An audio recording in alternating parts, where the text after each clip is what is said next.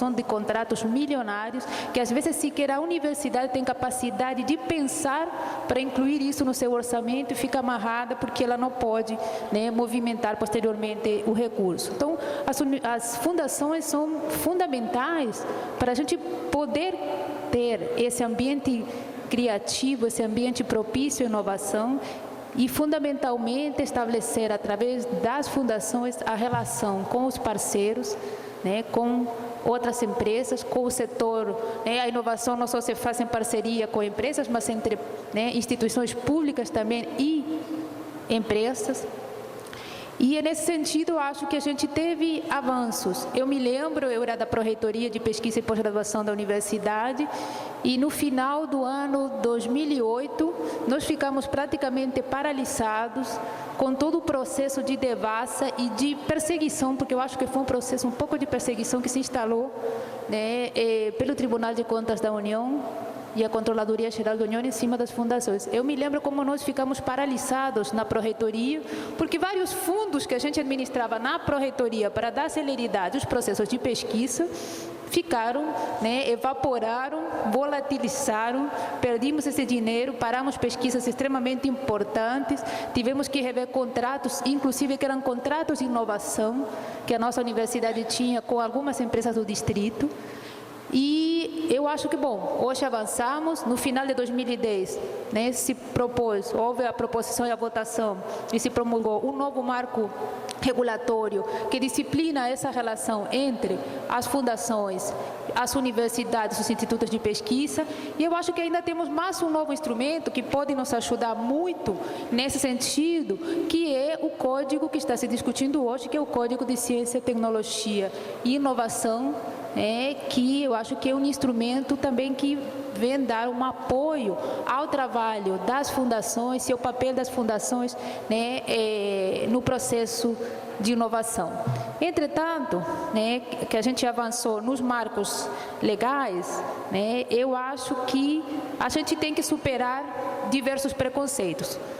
Preconceitos que a gente tem hoje nas fundações e contra as fundações e preconceitos dentro da academia. A própria professora Helena colocou, né, que, de alguma forma, pelo processo instalado no final de 2008, as fundações passaram de ser, né, instituições que davam agilidade, auxiliavam as tarefas, o desenvolvimento da universidade, a ser vilões, né, do processo, e criando o preconceito de que a fundação era instrumento que a universidade tinha para fazer tudo que não era lícito, o que não é verdade. Realmente não é verdade. A fundação tem que seguir a lei de licitação 8.670, igual que a universidade. A fundação não tem como não trabalhar na legalidade. E isso foi uma coisa que ainda hoje a gente está sentindo, que a gente precisa, né, superar esse preconceito criado. Mas eu acho que o maior preconceito hoje que a gente tem, e o maior entrave que nós temos para o avanço da inovação, é o próprio preconceito que se instalou contra a inovação no seio das nossas instituições, no seio da própria universidade pública. Eu fui relatora da política de inovação recentemente aprovada na minha universidade, e essa é outra coisa que é importante, né, para a gente poder estabelecer essa relação com a fundação, para a gente poder articular os espaços inovadores, para que os nichos, os núcleos de inovação, de fato, possam trabalhar. A gente precisa que nossas instituições tenham marcos regulatórios próprios que complementem os marcos regulatórios já estabelecidos. E, para minha surpresa, quando eu fui fazer o processo de relatoria, posso até não ter feito uma pesquisa profunda, posso estar até equivocada na minha visão, eu me deparei com uma realidade que me chamou a atenção. Apesar da lei de inovação não ser uma lei relativamente nova, ela é 2004, ela já tem, né, seus vários anos, né, e onde se estabelece a necessidade da criação dos NIT, das políticas, né, institucionais de inovação, eu percebi, pelo menos das federais, que era o universo que eu pesquisei, eu não me deparei muito com as, né, não fiquei muito centrada no universo das estaduais, poucas tinham políticas estabelecidas de inovação tecnológica, né, inovação científica e tecnológica. Então, isso é um avanço que a gente, isso é um entrave que a gente precisa superar para poder se relacionar com a fundação e a gente estabelecer nossas próprias regras de trabalho.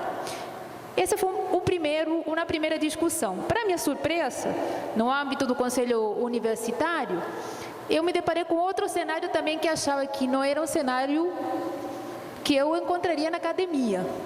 A grande maioria de nossos colegas eram contra a universidade ter uma política de inovação tecnológica, porque a universidade, que é pública, que deveria ser financiada com recurso público, estaria se vendendo ao setor privado e não mais haveria liberdade de cátedra, não mais haveria liberdade de pesquisa, a gente faria o que a empresa manda fazer. Eu quase que me levanto na plenária, meus colegas me seguraram, porque a experiência, né, de outros países nos mostra que não é bem assim. Então, para a gente poder aprovar essa política dentro da universidade, nós tivemos que ter, eu como relatora, eu gastei muitas horas de meu tempo negociando com meus colegas, né, negociando com o sindicato dos técnicos, negociando com o sindicato dos docentes, que eram os que tinham as posturas mais, digamos assim, para ser mais leve, assim, mais contrárias, né, mais retrógradas, mais reacionárias em relação ao processo de inovação dentro das universidades. Então, esse foi o primeiro, digamos, entrave a vencer, e a gente poder convencer nossos próprios colegas dentro da universidade, que quando o processo de inovação não ganha só a empresa. Essa é a visão. A empresa só tem lucro e nós emprestamos nossos laboratórios.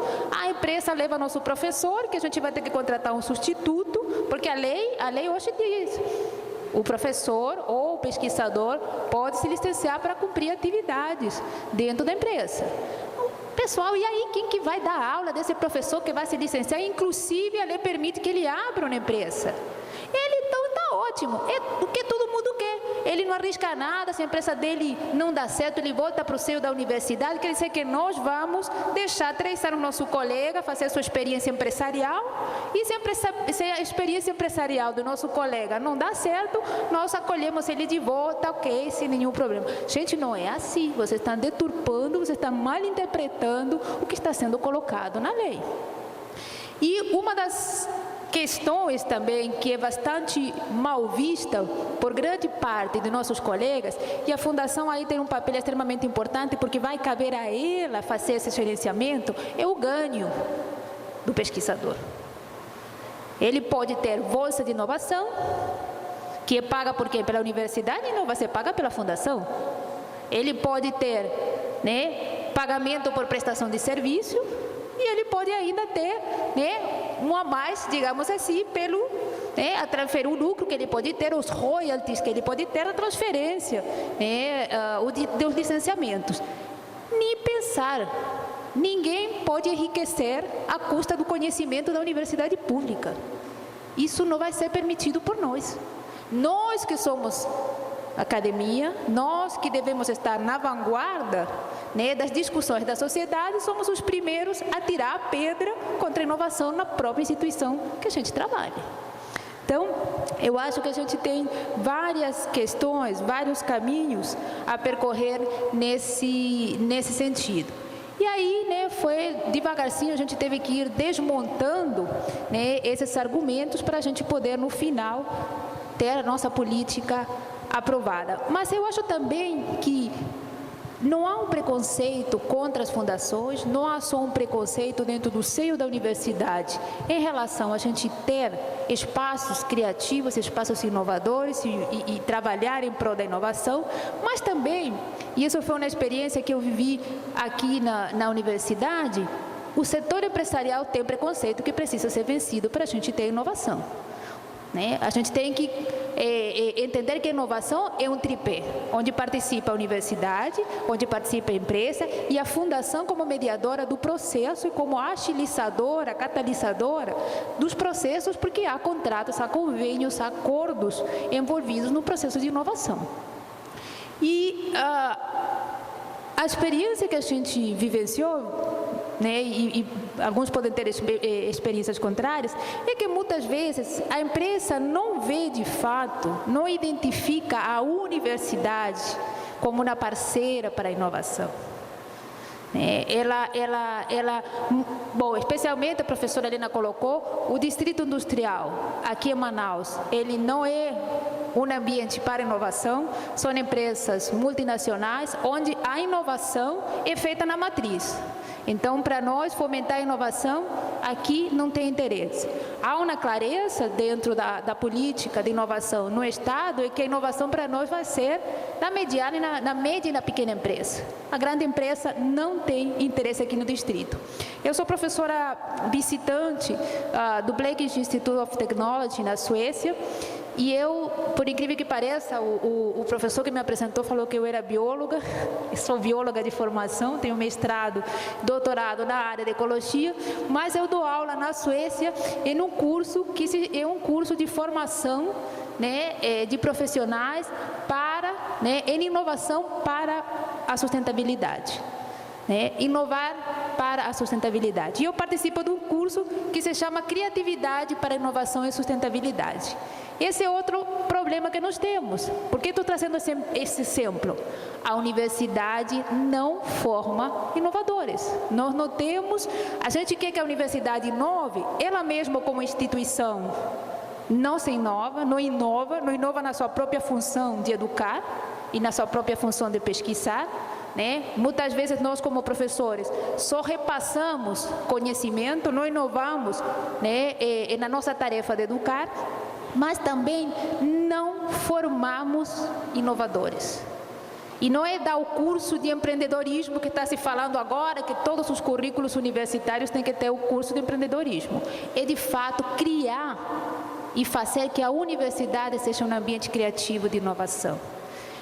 Trabalhei com alunos de várias nacionalidades e a gente levou um exemplo amazônico muito interessante, que era, bom, vocês vão ter um desafio a resolver em 3 semanas. Nós temos a produção de malva aqui no estado do Amazonas, ela tem características de ser produção sustentável, mas tem diversos problemas que vocês vão ter que resolver, porque a gente quer um produto que tenha estas características, seja sustentável, que o curso é de sustentabilidade, fomente a marca Amazônia, e gere, obviamente, recursos e por diante. Foi fabulosa a experiência das coisas que esses meninos e meninas fizeram. Então, nós temos esse problema também a superar. A universidade, ela tem que propiciar o ambiente de inovação. E nossos colegas na universidade, quando a gente propôs a política, foram completamente veementes. Por que nós temos que compartilhar os nossos laboratórios com uma empresa? A universidade já tem problema de dar aula nos laboratórios, porque a gente não dá conta, ainda vamos ter que albergar pessoal da empresa. Eu falei, peraí, gente, eu acho que vocês não estão entendendo. O problema não é este. Eu acho que a universidade tem a ganhar se a empresa trabalha junto com a universidade no laboratório. Por quê? Porque os poucos recursos federais que a gente recebe para administrar a universidade, muitas vezes não nos permitem, ou a própria burocracia, construir laboratórios de ponta, que uma empresa pode fazer no seio da universidade. E eu contando, então, minha experiência na Suécia, esta universidade que eu trabalho, ela está localizada num enclave de TI, num polo de tecnologia de informação, onde tem a empresa Ericsson, mas também trabalha com a Volvo, a Electrolux, empresas de alta tecnologia. E eu fui visitar as salas, não só os laboratórios, eu fui ver o espaço de lazer, digamos assim, o lugar que a gente chama de centro de convivência dos alunos. Eu fiquei enlouquecida, eu tirei uma foto assim, quando eu cheguei, coloquei na minha sala, eu falei, eu quero que algum dia a minha universidade seja assim, porque não tinha nada mais criativo, inovador, divertido, que aquele espaço que era colorido, psicodélico, até as poltronas eram completamente fora do padrão, o próprio ambiente já era uma inovação. Então, eu acho que a gente precisa não só desses marcos regulatórios que nos permitam trabalhar com as fundações com maior agilidade, nos permitam trabalhar com maior celeridade, mas também a gente precisa fundamentalmente mudar a nossa mentalidade dentro da universidade para a gente poder ter esses espaços criativos. Eu vejo aí um dos maiores desafios a ser vencidos para que a gente, de fato, possa, inclusive, estabelecer esse diálogo mais próximo com as fundações, né, no processo de inovação. Por outro lado, eu acredito que as fundações também têm que repensar a sua forma de atuar. Porque as fundações hoje cuidam, pelo menos a que eu conheço, que trabalha com a minha universidade, cuida de tanta coisa, né? E com tantas vezes dificuldade, que ela também vai ter que se preparar para o processo de inovação. Ela também vai ter que se capacitar para poder gerenciar contratos que são diferentes, para poder trabalhar em sistema de sigilo, para poder, claro, que com o apoio do NIT. Eu acho que um grande exemplo dessa aproximação, acho que é a própria Federal do São Carlos, onde eu tenho entendido, o professor pode me corrigir se eu estou errada, que o diretor do NIT é o próprio diretor da fundação. Eu acho que isso seria, né, a forma mais saudável, talvez a forma mais eficiente da gente poder trabalhar a inovação nas fundações. Claro que a gente sabe que essa inovação, a fundação não vai cuidar só da inovação, ela tem que cuidar hoje de outras tantas coisas que a gente precisa no âmbito da nossa universidade. Bom, eu vou parando por aqui. Os nossos agradecimentos à doutora Andréia pela sua intervenção. E pudemos observar, tanto na exposição da doutora Helena, como também da doutora Andréia, que os desafios das nossas fundações são realmente grandes, mas, ao mesmo tempo, elas não podem jamais se omitir, né, do trabalho que elas têm a desenvolver junto com as universidades e com os institutos de pesquisa. Portanto, agora ouviremos o nosso presidente, Paulo Inácio. A gente vê nas apresentações a grande contradição, a grande dificuldade que o país enfrenta nesse momento. Ao mesmo tempo que nós estamos necessitando para promover e para mudar o nosso modelo de desenvolvimento, inclusive buscando o desenvolvimento sustentável, que foi inclusive uma referência da Conferência Nacional de Ciência e Tecnologia, a última conferência realizada no ano passado. Nós estamos precisando envolver as universidades, as empresas, a sociedade com esse processo de inovação. É um momento da gente agregar valor aos produtos que nós temos e podemos dar o salto de capacitação e de competência que é necessário para o país rumar a direção da sustentabilidade, rumar a direção do desenvolvimento sustentável. E o que nós notamos é que, embora haja uma consciência entre os cientistas, os professores, a universidade, as pessoas envolvidas com o fazer científico, a execução desse processo é extremamente dificultado pelo marco regulatório, pela legislação existente. Hoje, pela manhã, nós tivemos a discussão das consequências do decreto 7432, aqui das fundações, que dificulta a execução dos projetos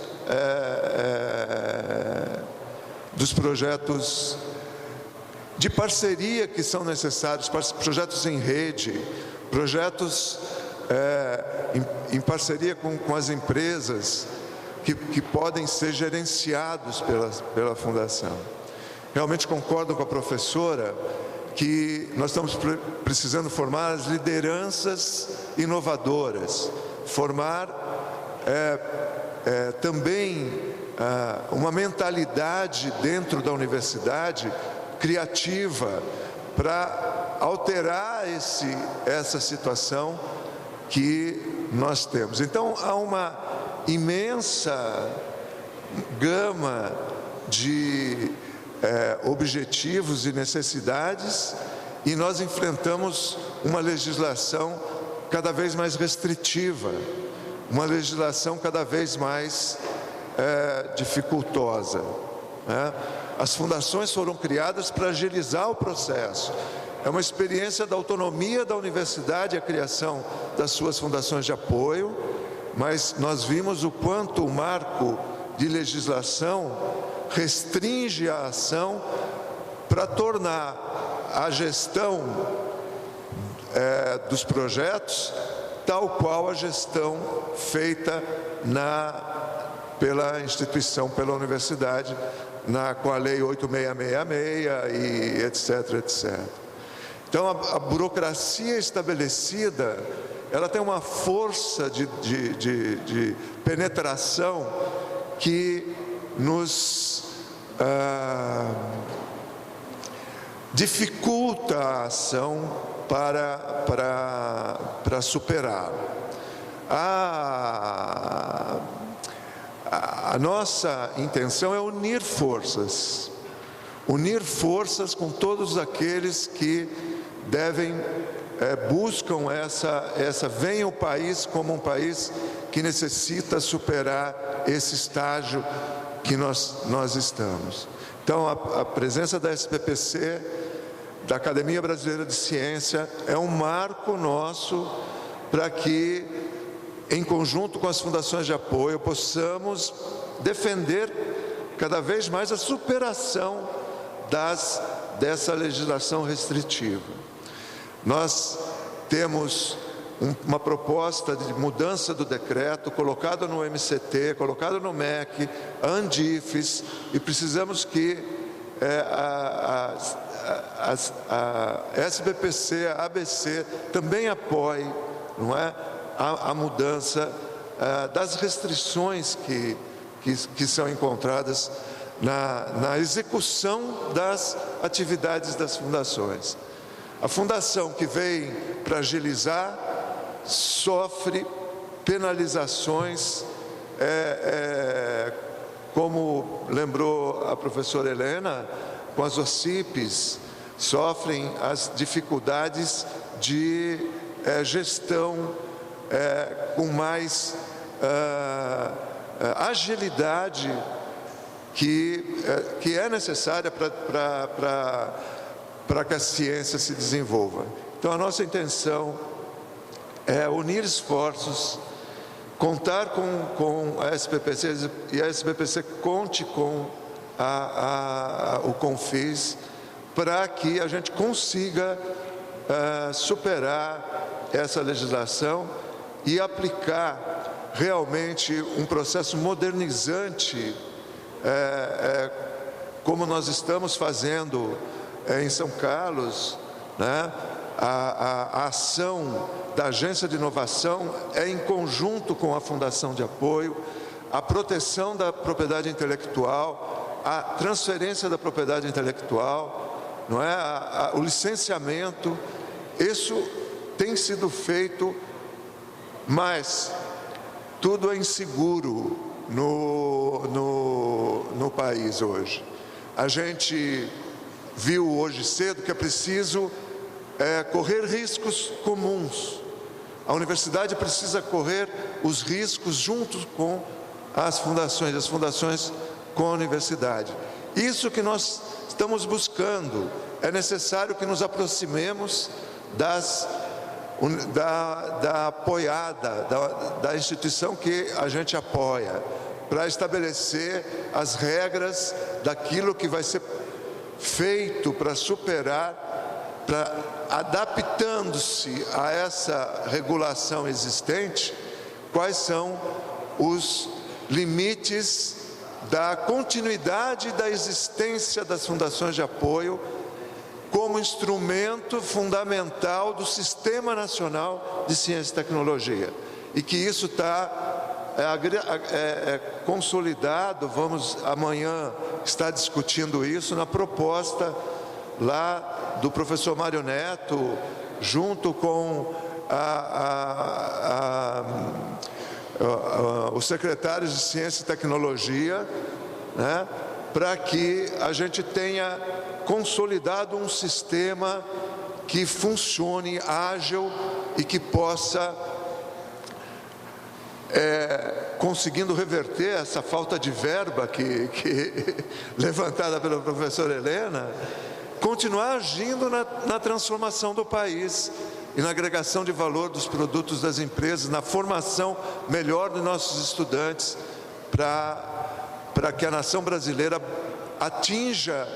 busque o desenvolvimento sustentável que nós necessitamos, que o povo brasileiro necessita para se desenvolver e para se competir a nível mundial nas mais variadas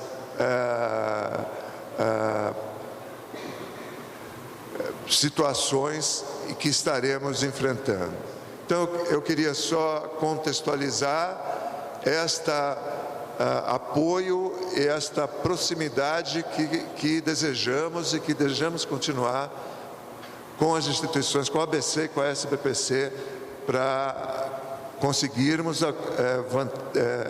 modificar essa situação de restrição e de dificuldade. Bem, a partir de agora, então, nós abrimos o espaço para intervenções da plateia. Boa tarde. Eu sou da Fundação Espírito Santense Tecnologia, em Vitória, no Espírito Santo. Sou o superintendente. E eu gostaria de parabenizar a professora por essa excelente palestra e essa visão, essa análise, que eu não tenho visto, análise desse porte, com tanta profundidade e com enxergar exatamente onde que nós vamos trilhando. Porque nós somos de uma geração que já trilhou esse caminho e não foi bom, né? Nós estamos pecando na base.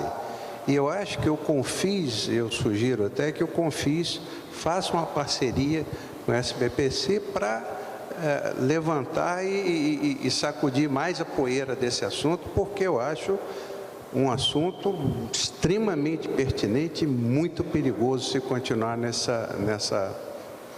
Então, eu queria agradecer, queria até pedir, por favor, se a senhora pode disponibilizar essa palestra para a gente. Bem, a doutora Helena, então, já informou que disponibiliza, né, todo esse material, né, para o Confis e, portanto, para as fundações. Nós agradecemos essa disponibilização. Eu queria colocar, Paulo, vamos tirar os doutores. Eu vejo da seguinte forma, que nem eu te falei no começo, a SBPC, não posso falar pela academia, sou membro, mas não posso falar, mas a SBPC, eu posso, como presidente, aí eu comunico a diretoria, fazer o minha culpa, que nem eu falei, porque nós também não estávamos enxergando, a gente via as fundações como olhando dentro da universidade. Então, nos atos que a gente tem feito, eu não me lembro, e eu peço desculpas em público, de ter mandado nenhum convite para você. Então, eu acho que essa tua iniciativa de nos chamar alertou, porque não, juro, não foi por maldade, não é querer segregar ninguém, mas a gente estava encarando que a fundação já é a universidade.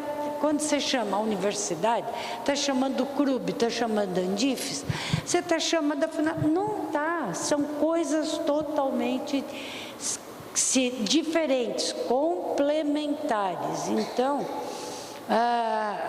quando a gente foi ao Congresso Nacional, na maratona, e aqui tem que dar nome ao deputado do Acre, que é fora de série, até recebi, eu estava tentando, por isso que eu estava mexendo aqui a baixada, vendo se eu achava o e-mail que ele me mandou, o Cibá Machado, ele emplacou a nossa luta.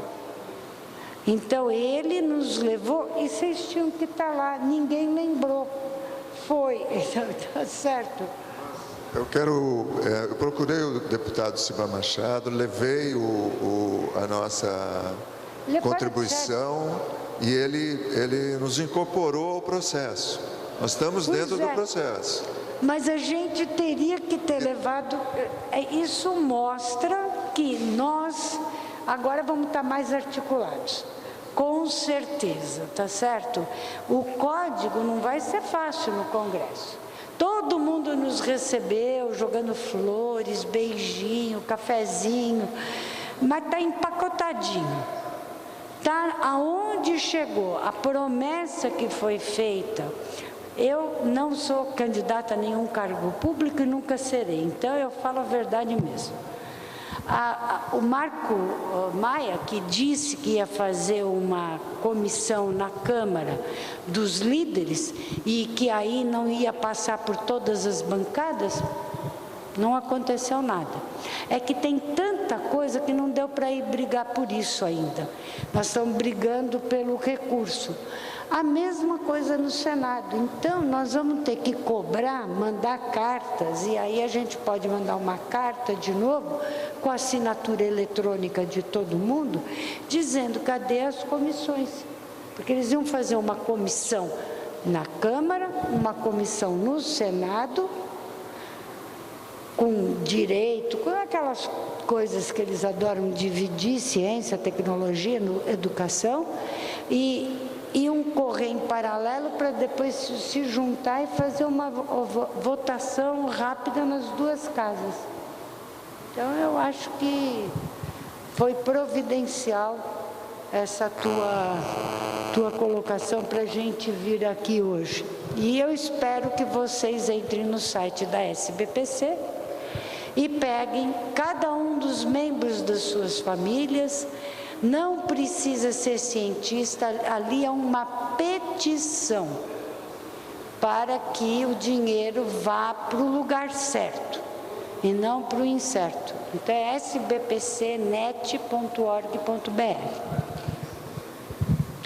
Nós temos mais uma intervenção. Por favor, professor Elvio. Boa tarde a todos e a todas, Professor Elvio Quirino, da Universidade Federal do Tocantins e diretor executivo da FAPTO, que é a nossa fundação de apoio. Eu gostaria de colocar, como a título até de sugestão também para a SBPC e para o próprio Confis, uma proposta, eu acho que a gente percebe hoje que as universidades federais, elas vivem muito em função de apagar fogo, Os incêndios estão acontecendo, hoje o incêndio é porque você não tem o FG para o coordenador dos cursos do Reúne, que foram recém-criados, pelo próprio MEC. Então o MEC cria os programas, amplia as universidades, mas não conseguiu no Congresso Nacional aprovar um projeto de lei para criar novos cargos. Então é uma autonomia muito limitadíssima que as universidades federais têm, não só no âmbito da pesquisa, mas também no âmbito do ensino, que é o caso. Além disso, você tem um problema grave de professor equivalente hoje dentro das universidades, que é um problema que não existia, mas foi criado também pelo governo recentemente, quando ele criou a história do professor equivalente. Então, assim, vários problemas que as universidades vivem hoje foram criados, por incrível que pareça, pelo governo, foram criados pelo MEC.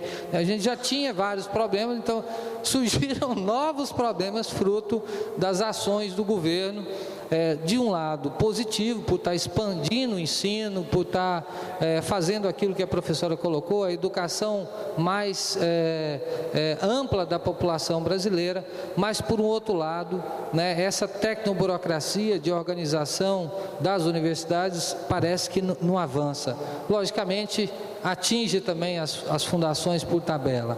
Então, esse é um pouco o cenário que eu vejo hoje às universidades. Então, os reitores e andifes acabam ficando refém desse processo, E o debate das fundações, e o debate da ciência e da tecnologia, o debate da inovação, infelizmente, dentro das universidades. A professora acabou de falar, né, a reação que ela teve ao propor no Conselho Universitário da Universidade Federal do Amazonas a criação dos núcleos, né, de inovação e da política da própria Universidade de Inovação. Então, nesse aspecto, e é este o cenário que eu acho que a gente vive, eu acho que o professor Paulo Inácio falou tudo. Unir forças. Eu acho que a gente tem que interagir um pouco mais no diálogo, né? Eu acho que a SBPC presente aqui revela isso, né? Eu fui um dos diretores do Confis que bati já muito forte nas nossas reuniões internas para aproximar mais da SBPC. Estou vendo que deu resultados, né? Está dando resultados. Vou fazer também, junto com a SBPC e o Confis, eu acho que nós precisamos ser mais proativos também. Tem no Senado e no próprio Congresso Nacional, né, a Comissão de Ciência e Tecnologia. Nós precisamos levar esse debate para lá, porque parece que o ministro, embora um senador da República, né, parece que não está conseguindo fazer o debate necessário. Então, nós precisamos não necessariamente ajudar a pessoa do ministro, nós precisamos ajudar as universidades e os reitores das universidades que estão atarefados de problemas burocráticos e não estão conseguindo, infelizmente, enxergar o fosso, né, e o tamanho do poço que nós estamos metidos nele. Nesse aspecto, eu acho que o Congresso, né, o nosso Congresso aqui, nesse momento, é muito exitoso, né, no sentido da gente aproximar mais ainda da Andifes e talvez organizarmos um debate juntos, professora e professor Paulo Inácio. Eu acho que a gente pode, através desses deputados, desses senadores, de outros, tantos que foram citados aqui, eu vejo muito debate na Câmara sobre o Plano Nacional de Educação. Em todo lugar tem negócio de Plano Nacional, eu já participei várias vezes, esses dias até com o ministro, né, de um debate em Brasília sobre o Plano Nacional, mas eu acho que a gente tem que descer um pouco disso, né? Eu acho que nós precisamos entrar naquilo que a professora colocou de forma muito clara, é a essência da questão, que é o debate sobre a inovação tecnológica. Então, eu quero sugerir realmente que o Confis, depois, juntamente com a SBPC e a Andifes, reunidos talvez, consigam tentar, junto com os deputados, organizar um debate no Congresso Nacional, e urgente, né, porque esses projetos de lei estão tramitando lá, e eu acho que a gente pode tentar avançar um pouco nesse aspecto, porque isso para as fundações de apoio é fundamental. Eu acho que nós vencemos aquela etapa mais complicada, né, que era do marco regulatório, da indefinição que ficou durante 2007 até 2010, se as fundações iam continuar existindo ou não.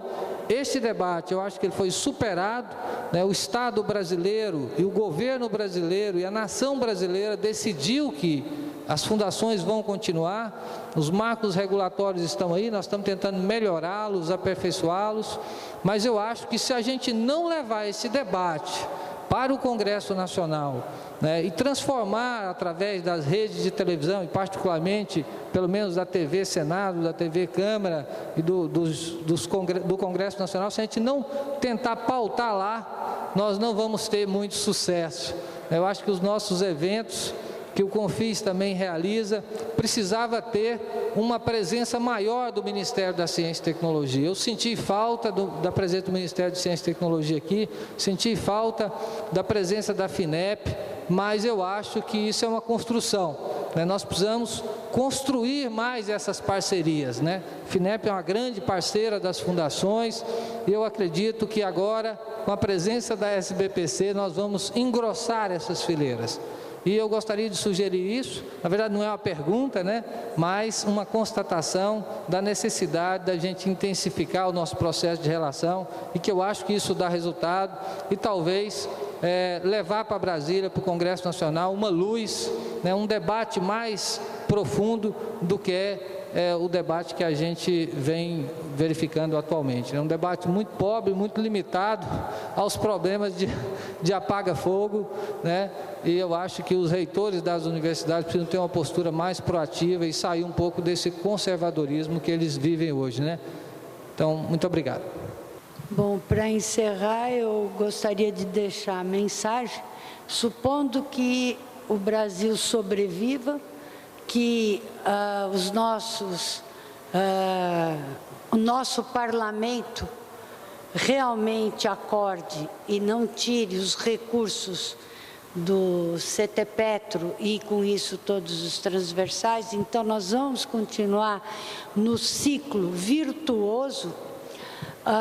Eu quero deixar claro que na visão minha e da SBPC, quem vai ser o parceiro que vai poder fazer aqueles slides que eu mostrei, né?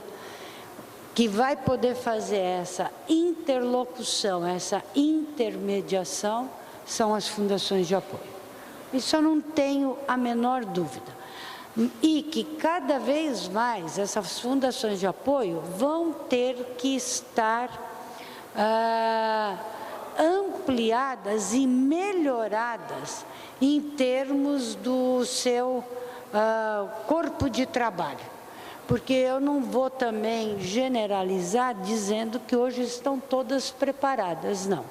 Eu acho que são raras, para não dizer muito poucas, as que têm hoje no Brasil, as universidades, seja dentro da universidade ou dentro das suas fundações, como é o caso aqui da UFAM, que tenha NITs realmente bem feitos. Eu sei de muitos que dizem que tem, mas quando você vai mexer naquilo, pelo amor de Deus. E aí, quem é que vai poder fazer essa coisa que falta? Porque pedir também que a universidade, ela seja a que vai montar a inovação, não vai dar. Ela tem que formar o indivíduo, que é aquilo que eu também elenquei. Aquilo é papel dela. Mas a fundação, principalmente que aqui no Brasil é tudo esdrúxulo, porque na universidade americana, que a gente tem convênios e tem a inovação está lá no dia a dia, o pesquisador nem precisa chamar. Cada trabalho que vai ser publicado tem um grupo que está lendo e que está vendo o que é inovador, o que pode ser patenteável, o que deve ser protegido. Nós não temos essas pessoas, então nós vamos ter que criar esses indivíduos que têm essa visão, e o único lugar que eu vejo viável dentro da estrutura universitária que nós temos hoje e que tem essa liberdade de poder contratar e não deu certo, poder dizer, olha, obrigadas pelo seu serviço, vamos chamar um segundo, são as fundações, porque elas podem, e para o bem, porque muita gente acha que isso daí é a privatização, ainda tem, hein? Aquilo que você falou, infelizmente. Então, o que eu queria dizer é que eu realmente acredito que as fundações de apoio terão um papel que vai ser muito maior do que esse que ela tem hoje, de agilizar a compra, que não consegue porque a 866 vem atrás. Quer dizer, tirando isso que vocês já estariam fazendo, dizendo, vamos supor, com um sucesso fantástico, o desafio que eu vejo e que vai ser aonde a universidade vai poder dar um plus, vai ser nessa parte de inovação. Porque a universidade, como ela está estruturada hoje, não sei amanhã, mas hoje, eu não vejo possibilidade de sucesso. E vocês foram vencedores, né? E nós juntos, porque também a gente é uma parte de vocês. Ainda somos, ainda não fomos expulsos. Então, eu queria realmente agradecer e dizer que para mim foi uma alegria. Fique tranquilo, essa parceria é de fato, vai continuar. Vamos estar cada vez mais juntos e em luta pelo aquilo que nós todos sabemos fazer, né? mais ou menos, a educação, a ciência, a tecnologia e, quem sabe, a inovação. Mais uma vez, obrigada.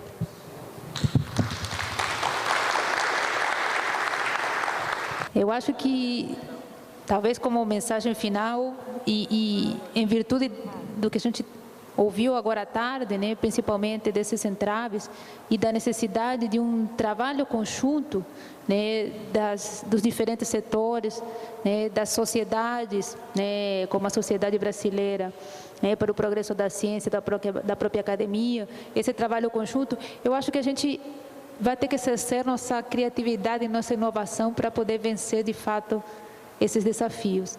Eu acho que vamos ter que ser inovadores para propor marcos regulatórios que nos permitam trabalhar e avançar.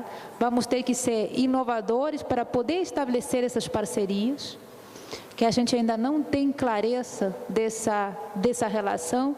Muitas vezes a gente tem até medo dessa relação. Eu sinto bastante medo dentro da universidade, da sua relação com a sua própria fundação, né?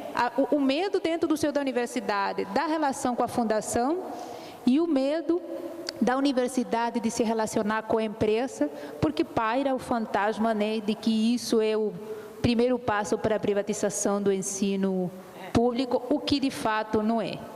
Né? Falo para vocês, coloquei a experiência da Suécia. Na Suécia, as universidades todas são públicas, não existe ensino universitário privado, e a principal investidora na universidade, embora a universidade seja pública, é o setor privado.